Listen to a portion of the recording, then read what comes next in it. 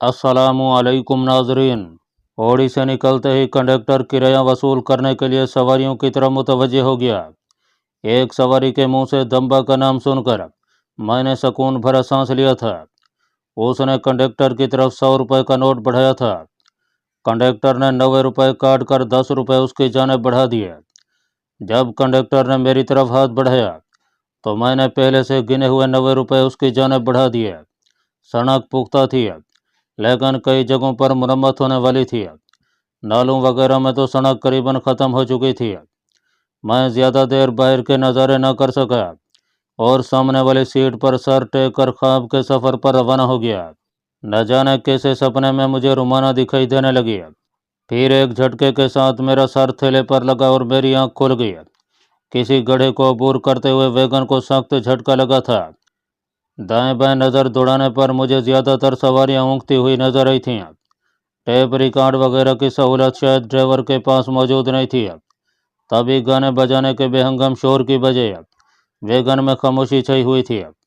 दोबारा आंखें बंद करते हुए मैं ख्वाब के दिलकश मनाजिर को तस्वुर में लाने लगा, मगर कहाँ बेढंगी और सख्त सीट का नापसंदीदा लम्स है और कहाँ रुमाना के रेशमी और मुलायम जानों का ताजगी भरा एहसास है। ये मैं क्या सोच रहा हूँ? अचानक मैंने खुद को कोसा। कल से मेरी सोचें बेख्तियार होकर रोमाना को याद करने लगती हैं, यहाँ तक कि थोड़ी सी आंख लगते ही वो मेरे ख्यालों में दर रही थी। महीन का दिया हुआ घाव अभी तक भरा नहीं था और दिल कम वक्त किसी और खुश जमाल के हाथों बर्बाद होने पर कमर बस्ता हो गया था। मैं दिल ही दिल में खुद को समझाने लगा। काफ़ी देर दिल नादा को नसीहतों का प्रचार करने के बाद मेरी आंख लगी और रोमाना कूद कर मेरी नज़रों के सामने अधम किया। सारी नसीहतें और सारे खैर खाई के मशवरे दिल ने बगैर किसी दलील के रद्द कर दिए थे। झाड़ियों ओर से महीन निकली। उसने हाथ में बहुत बड़ा छुरा पकड़ा हुआ था। खबरदार अगर मेरे शानी के करीब गई। उसने दूर से ही रोमाना को ललकारा। ये मेरा अजनबी है। रोमाना उसके सामने डट कर खड़ी हो गई। महीन के हाथ में पकड़े हुए छुरे की परवाह उसने बिल्कुल भी नहीं की थी। मेरा ख्याल है तुम्हारी समझ में ऐसे नहीं आएगा।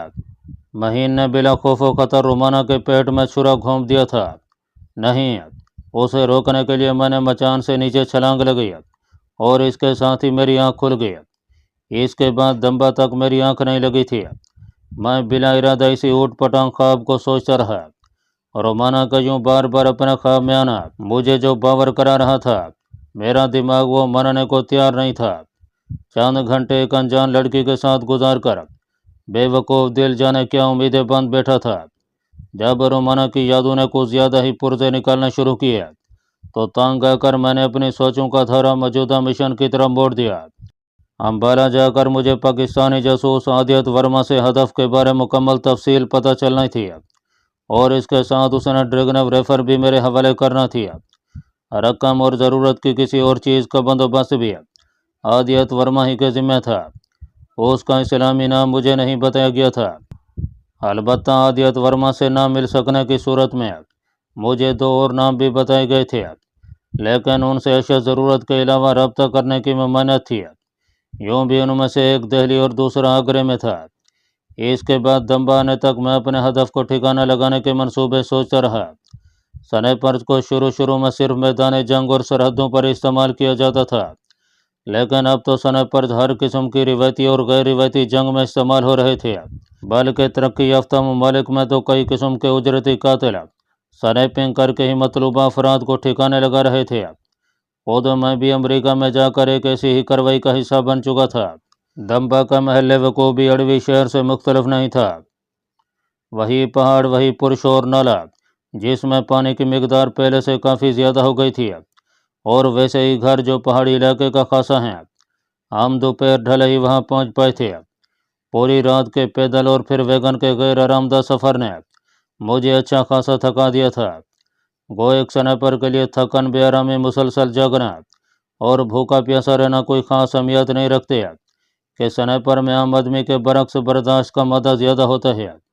ये बर्दाश्त कुछ तो कुदरती तौर पर इंसान में मौजूद होती है और कुछ उसे तरबियत जला बख्शती है। लेकिन इसके बावजूद मैं चाहता था कि कुछ देर आराम कर लूँ। वैगन से उतरकर मैं सिमत का तयन किए बगैर चल पड़ा। सुबह नाश्ता करने की वजह से मुझे कोई ख़ास भूख महसूस नहीं हो रही थी। दम्बा का बाज़ार रोडी शहर से कुछ बड़ा था, लेकिन वहाँ होटल्स में मुझे रिहाइश वगैरह का इंतज़ाम नज़र न आया। मजबूरन मुझे एक खोखे वाले से मालूमात लेना पड़ी। उसके जवाब का लुबे-लुबाब यही था कि वहाँ ऐसे कई गेस्ट हाउस मौजूद थे जहाँ किराए पर कमरे भी दस्तयाब थे और बिस्तर भी। बिस्तरों की बाबत पूछने पर मालूम हुआ कि एक बड़े कमरे में कई बिस्तर लगे होते थे। गेस्ट हाउस का मालिक 24 घंटों के लिए एक बिस्तर के 40 रुपये वसूल करता था। गर्मियों में वहाँ सियाहों का काफ़ी रश रहता था। अभी सर्दियों की वजह से कोई सियाह दिखाई नहीं दे रहे थे। ये मुफीद मालूमात लेकर मैं उसी खोखे वाले से गेस्ट रूम का पूछकर उसी जानब रवाना हो गया। वो आबादी करीबन मुसलमानों ही की थी, लेकिन उनके साथ हिंदू, सिख और दूसरे मज़हब के अफराद भी खाल खाल मौजूद थे। इसका अंदाज़ा मुझे दुकानों के नाम पढ़कर ही हो गया था।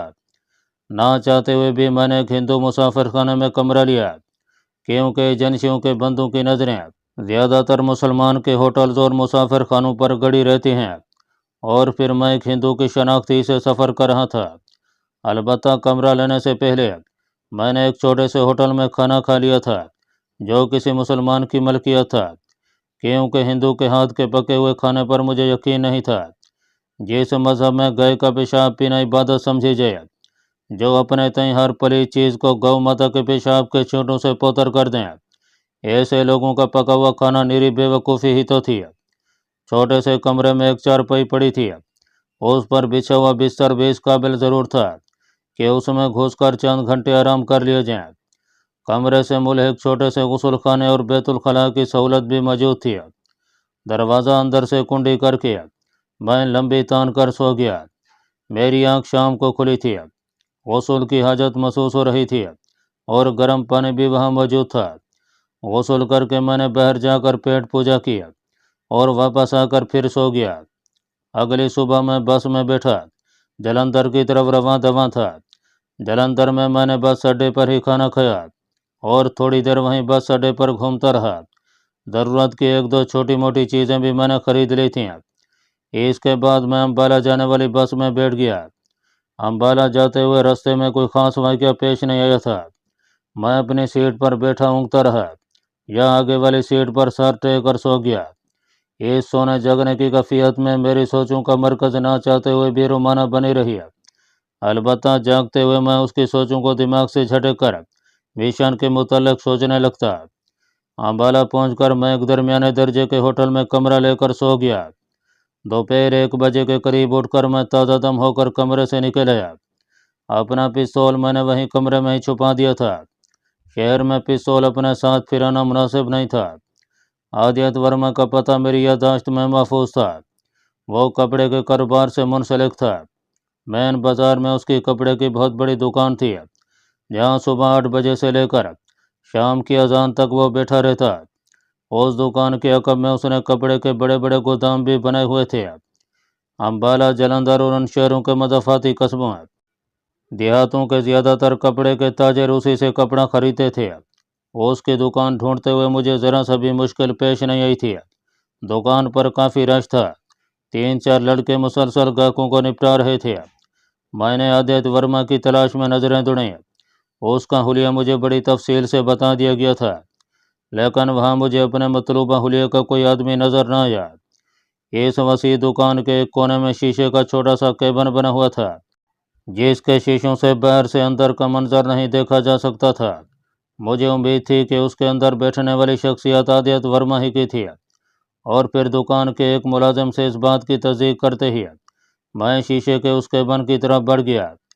शीशे के उस छोटे से केबिन में वो एक खूबसूरत सी मेज़ के अकब में घूमने वाली आरामदाह कुर्सी पर बैठा हुआ था। उसकी उम्र मुझे 50 साल के करीब बताई गई थी, लेकिन देखने में वो 40 से ज़्यादा का नहीं लग रहा था। वो क्लीन शेव था। उसके सामने धरी मेज़ पर मुख्तलिफ फाइलों के साथ लैपटॉप भी नज़र आ रहा था। मेज़ के सामने 3 सीटर सोफ़ा रखा हुआ था, जिस पर 2 अच्छे तनोतोश के हजरात बराजमान थे कि उनकी मौजूदगी में तीसरे आदमी के बैठने की गुंजाइश नहीं निकल सकती थी। दाएं तरफ 2 फोम की कुर्सियां भी रखी हुई नजर आ रही थीं। मेरे अंदर दाखिल होते ही आदित्य वर्मा ने फोम की कुर्सियों की तरफ इशारा करके मुझे बैठने का इशारा किया। यकीनन अजनबी अफराद की आमद उसके लिए कोई नई बात नहीं थी। रोज़ाना कपड़े के दर्जनों व्यापारियों की आमदोरफ्त वहाँ होती होगी। लाला जी, 2 महीने तो आपको बढ़ाना होंगे। मेरे नशीस संभलते ही सोफे में धंसे हुए एक फर्द ने सिलसिला कलाम जोड़ा। मुकरम भाई, 6 माह कम तो नहीं होते। आदित्य वर्मा ने कारोबारी मुस्कुराहट चेहरे पर सजा ली थी। उसके लहजे से हुविदा मतानत उसके अच्छे कारोबारी होने की दलील थी। अच्छा, ना आपका ना हमारा, 7 माह के अंदर हम मुकम्मल अदायगी के जिम्मेदार होंगे। इस मरतबा मुकरम के साथ बैठे हुए दूसरे आदमी ने जबान खोली। गहरा सांस लेते हुए आदित्य वर्मा ने कहा, चलो जैसे आपकी इच्छा। और उन दोनों के चेहरों पर मुस्कुराहट दौड़ गई थी। मुकरम ने कहा, तो फिर लड़कों को लोडिंग का बता दें। आदित्य वर्मा ने इस बात में सर हिलाते हुए अपने सामने टेबल पर पड़ी घंटी का बटन दबाया। चंद सेकंड के अंदर एक नौजवान अंदर दाखिल हुआ। महीत, मुकरम साहब का ये कपड़ा लोड करवा दो। आदित्य वर्मा ने मेज पर पड़ी एक फहरिस्त उठाकर महीत नामी नौजवान की तरफ बढ़ा दिया। महीत ने जी लाला जी कहकर उसके हाथ से कागज लिया और दफ्तर से बाहर निकल गया। जी भैया। महीत के बाहर निकलते ही आदित्य वर्मा मेरी जाने मुतवज्जे हुआ। लाला जी, सुना है लट्ठे का भाव काफ़ी नीचे आ गया है, क्या यह सच है? मैंने बराह रास्त उसकी आंखों में देखते हुए मखसूस कोड दोहराया। ये अल्फाज सुनते ही मुझे उसकी आंखों में बेचैनी की लहर उठती नजर आई, लेकिन उसने अपने चेहरे पर कोई ऐसा असर ज़ाहिर नहीं होने दिया था। मैं दिल ही दिल में उसके मजबूत साहब का कैल हो गया था। ऐसी अफवाहें अमूमन सुनने में आती रहती हैं। उसने मुतबस्सम होकर नर्म लहजे में जवाबी कोड दोहराया। मुकरम और उसका साथी भी आदित्य वर्मा की बात पर मुस्करा पड़े थे। मैं बस तस्दीक करने ही आया था। मैंने नादिम अंदाज में अगला कोड भी दोहरा दिया था ताकि शक की गुंजाइश भी ख़त्म हो जाए। हाँ, हम भी लोगों की गलत फहमियाँ दूर करने को तो बैठे हैं।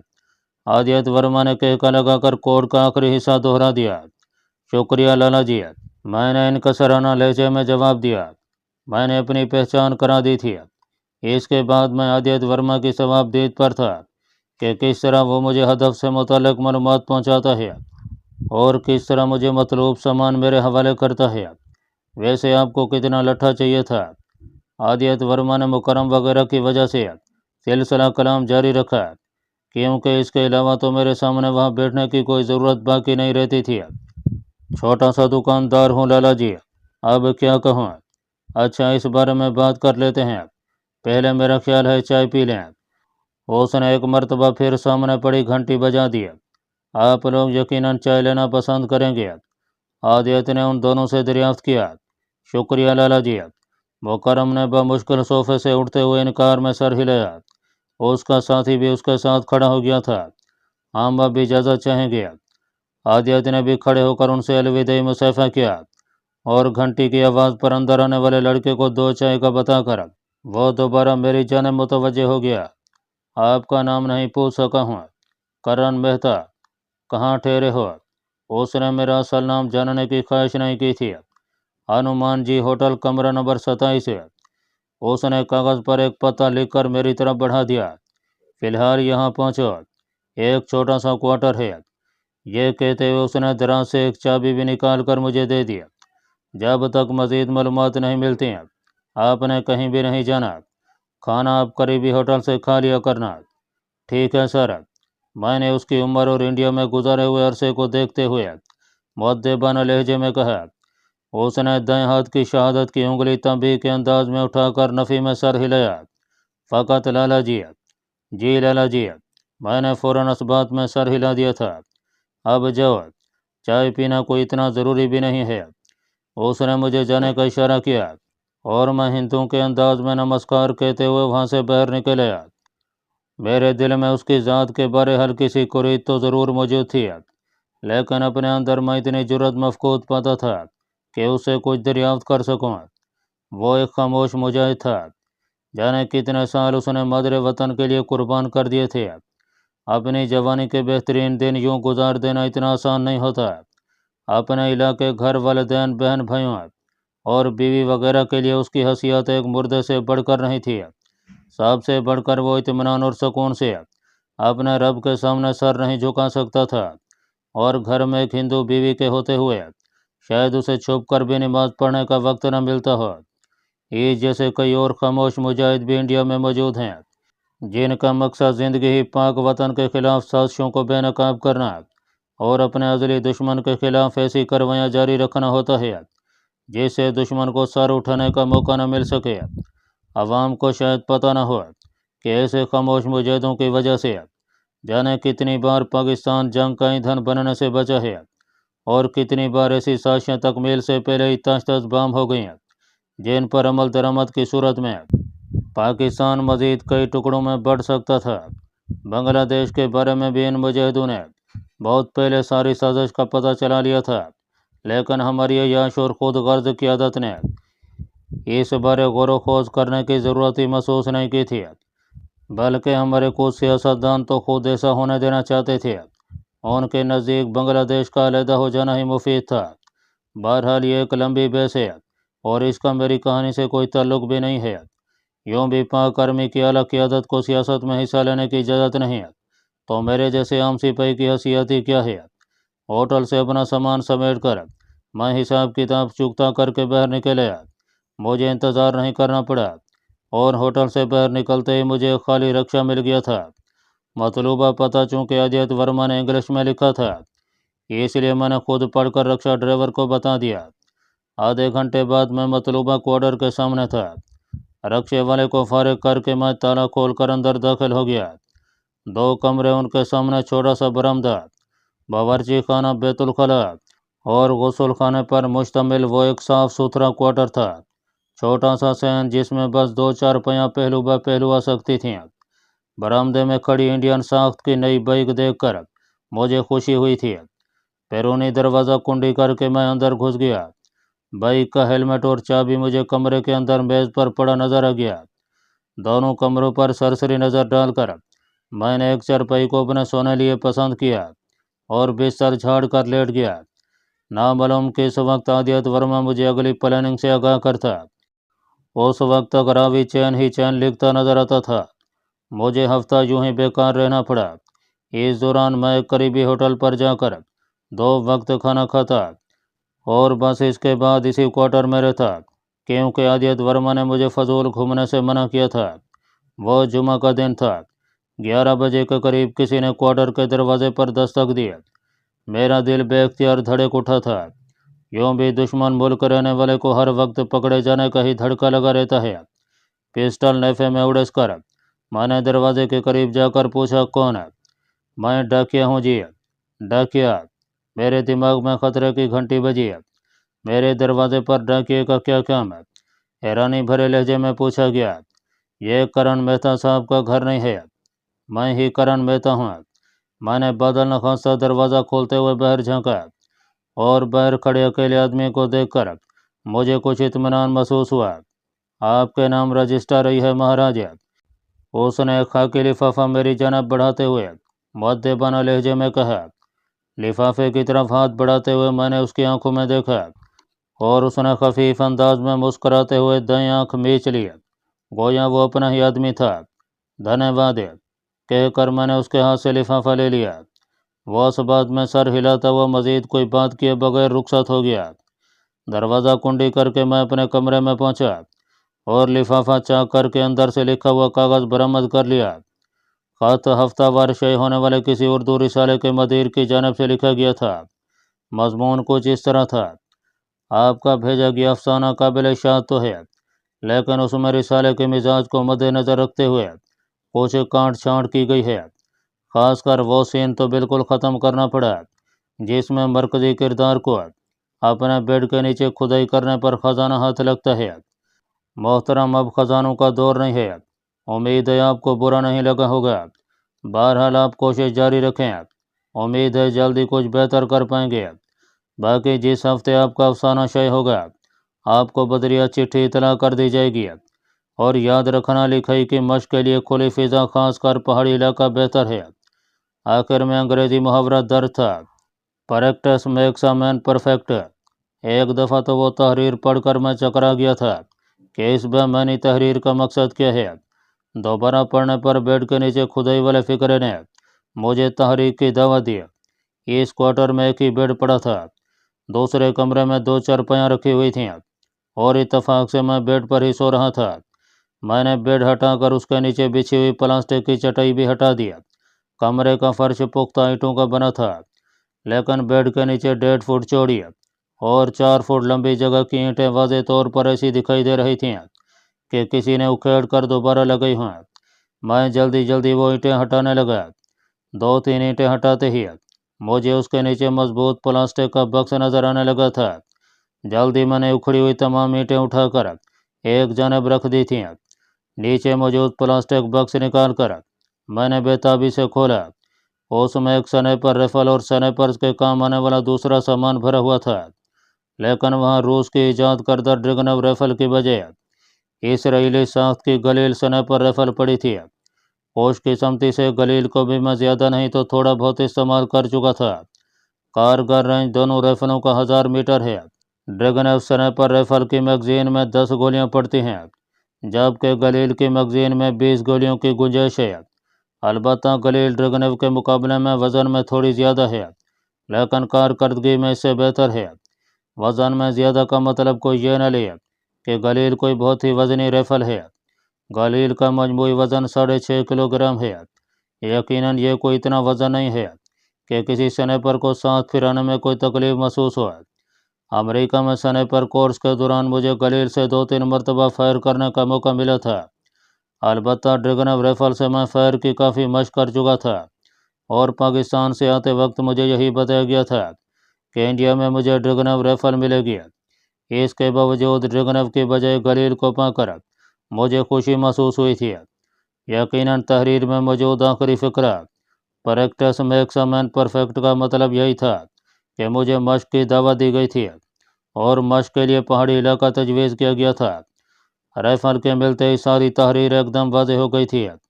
सादा अल्फाज में मुझे ये बताया गया था कि मैं अगले हुक्म तक गलील राइफल के साथ मशक करूँ। इसी बक्स में गलील का एमुनेशन भी पड़ा था। 200 गोलियों का मतलब यह था कि मैं 199 गोलियां मशक के लिए इस्तेमाल कर सकता था। हदफ के लिए मुझे यूँ भी एक ही गोली दरकार थी। राइफल के पुर्जों के साथ मौजूद आला क्वालिटी का सलेंसर यकीनन मुझे छुप कर मशक करने में मदद देने के लिए तैयार था, बल्कि सलेंसर के अलावा तो मशक करना नामुमकिन हो जाता। मैंने एक बार फिर राइफल के पुर्जों को मुकम्मल जोड़ कर इत्मीनान कर लिया था कि राइफल सही काम कर रही है। इसके बाद दोबारा पुर्जों को खोल कर एक सफरी बैग में डाल लिया। सबसे पहले मैंने करीबी होटल पर जाकर दिन का खाना खाया और फिर क्वार्टर पर वापस आकर सफरी बैग कंधों में डालकर बाइक को क्वार्टर से बाहर ले आया। चेक करने पर बाइक की टंकी पेट्रोल से भरी नजर आई। बाइक की हालत बता रही थी कि वो मेरी अम्मा से 1-2 दिन पहले ही खरीदी गई है।